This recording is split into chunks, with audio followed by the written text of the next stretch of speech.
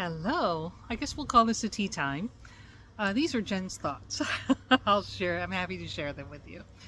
Um, I recently was interacting with some folks, and the gentleman just got his third cancer diagnosis, and he said to me, "I don't know how you have this attitude that you have.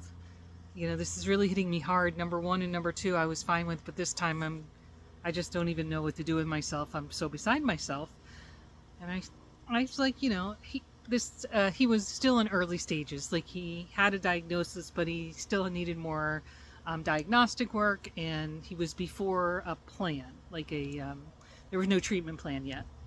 So he was really struggling with it. And, I was kind of like, as I've shared with you many times before, and I'll attach here, um, I'm a big proponent of the pity party, and you really are honestly still in the pity party stage. Why me? Woe is me? Yada, yada. Absolutely the right reaction at this point. You know, a lot of people don't never get cancer. Why do I get it so many times? What the heck? Um, I'm totally with you there. That really stinks, and you should have these feelings. It's horrible. But now I'm going to move on. And I don't know if it's realistic, honestly. I had this thought last month when I was driving back and forth to visit my husband in the hospital. We all have our fair share of issues and concerns. Um, but I was thinking, if me having cancer so many times prevents someone I love from getting cancer, like if I'm taking somebody else's turn, essentially, yeah, it just kind of sucks for me, but I'm getting to be not so bad at it. And I'm happy to take that pain and suffering away from those that I love. So, that's one attitude. I wouldn't say this is the right way to go, or really that you deserve it more than somebody else. That's not what I'm trying to say. Just something in my head, kind of a reframing that made me go, maybe this is my opportunity to take one for the team, so to say. And I'm okay with that. But that's not really how I adjust my attitude. So I think I've already shared this with you guys before, and I'll look through. If there's any videos to share, I'll connect them up here. Um, I think that really it's about living. I'm going through all this effort. I'm taking these medications that I will call poison. I'm following the course that our medicine system, our medical system says is the right course. With chemotherapy and monoclonal antibodies and radiation and all the things to kill every cell of cancer in my body, among other things. I know that it's impacting the rest of my body as well, right? In order to live, right? I mean, at the end of the day, that's the case. And I say this regularly, when my kids were, kind of snarky teenagers. How does it feel to be so old, Mom? And I would say, what would I say? I would say, I only got two choices. I'm old or I'm not. I want to be old. I want to watch you all grow up and have the families that you have and be here with you. I want to be old, right? And so my choice is to live. That's why I'm doing all these things. And when I frame this experience in that way, when I let go of the why me and I just look at I'm doing this to live, then it's important for me to not get this is me, not everyone. I can't get bogged down in the why me. I can't get bogged down in the woe is me, because then I can't focus on the live, live, live. Use all the muscles and energy and everything else that I have to live. And that is how I get through my fourth diagnosis of cancer. Because I'm focusing on living.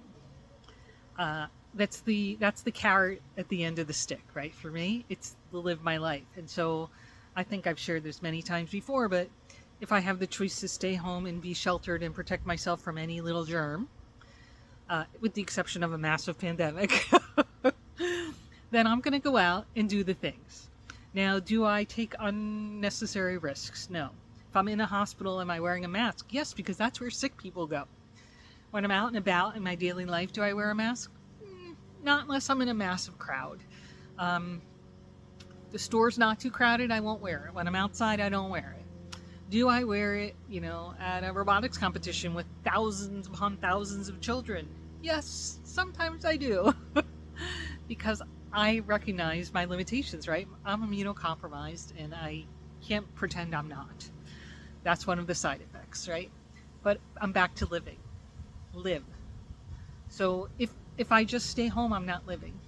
I'm not spending time with my family. I'm not making memories. These are all things that are very important to us. Now, I think I've shared before, I'm certain I have, that my husband has some serious medical issues as well.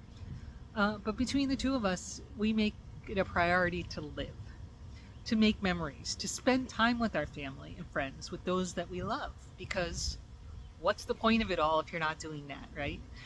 We're not on this. We're not on this rock to earn dollars and hide away in our house. We're on this rock to live the best life we can live. And yes, I have limitations. He has limitations, but and I really, that's where it goes, and that's the advice that I said. I know it sounded a little flippant to my friend, but I was like, look, you have a choice to live or not live. He's like, I choose live. Great choice. If that's your choice, then you have to focus on that. And focusing on the why me and the oh woe is me, it doesn't get you there. It gets you lost in the woe is me. And now again, it's not to say you shouldn't have a pity party. You should absolutely have pity parties. And if you need more than one pity party, have at it. Once he gets his treatment plan underway and he can focus on the next steps and getting to the end, I think that will help. But absolutely, this undetermined time where that there's this horrible thing growing in you and you don't have a plan, and also why is keep coming back no matter what I do? What the actual heck? So that's my thought. How do you stay, I don't know if it's how do you stay positive or how do you stay focused or how do you continue to live? I guess that's what it is. How do you continue to live after your fourth cancer diagnosis? And my answer is focus on the living. You can't focus on the cancer. You have to focus on the living. And I would say that I take that even during my treatments, right? When I'm miserable and under the bed, hiding from my chemotherapy treatments, and you all know I do. I don't actually physically hide under the bed, but I would like to. It harkens back to my youth when I would hide under a table or a bed when I didn't want to be found. I'm focusing on the gotta live. So yeah, there's several days when I can't leave the house when I'm in active treatment because it just knocks me down so far I can't get up. But once I can get up, see you later, I'm out of here. I might not be able to drive myself. Can you give me a ride to wherever I want to go? Sure, right? But you have to move beyond. You can't wallow in it. And that's kind of where I'm coming from. Now, sometimes that's all you can do is wallow. And again, I've said this before and I'll say it again. Not all cancers are beatable. It's not about just attitude. I've been incredibly fortunate between my medical team and my body and my cancers that I've been able to survive 4 times, right? So that's a blessing, and I'm very blessed. But when you ask me how can I be so positive, I can tell you there are times when I'm not positive. I've certainly had the woe is me's after the 3rd time and the 4th time I got the diagnosis. And I think I did a video, it's probably way back in the archives 2-3 years ago when I got the lymphoma, which was I had the cancer twice, and I was in the misguided belief. I was kind of trucking along of never going to see cancer again. I've done my time. Statistically, I shouldn't get it again. And while that's somewhat true about the number of people who get cancer in 1,000 or 1,000,000 or whatever the numbers are, we all know that once you have it once, twice, 3 times, you're going to get it the next time. And the treatments that I'm getting right now, and the treatments I got the last time, and the treatments I got the first time, could certainly have caused the subsequent cancers. So it's kind of a horrible loop I'm in. And now I am fairly certain that I'll get cancer again. But the only way to deal with that without crawling under the bed again is to keep that attitude, which is it's important for me to live. So while I'm waiting for that to happen again, I'm living. And I'm doing all the things I can do to prevent it from happening. And I think I shared this before. I treat my hydration, my exercise, my diet as medicine. Am I a strict, crazy dieter? No. Am I making sure to drink everything, enough fluid every day? Yes. Am I making sure to exercise regularly? Yes. These are things that are important to me and things that have been proven to prevent the onset of another cancer. So I'm working on it. Your diet, most things that you ingest don't really directly relate to cancer or not. But there are some foods that are antioxidants, right, that can prevent the bad actors in your body, and I am focusing more on those. But a lot of the things we learn in the popular culture, sugar feeds cancer, and meat and all these things, not quite true. Processed meat is not good for you. So I have, for the most part, given up lunch meat.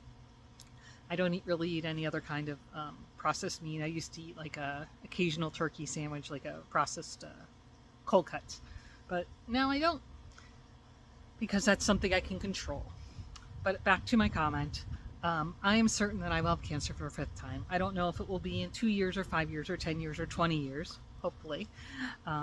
But rather than sitting here and wallowing in it, I'm living. Because if I wallow in it, then I wasted my time. And I'm just not in that business of wasting time. I'm in the business of living. So join me in the business of living. All right. Thank you for your time today. Tomorrow is going to be a better day. Be well.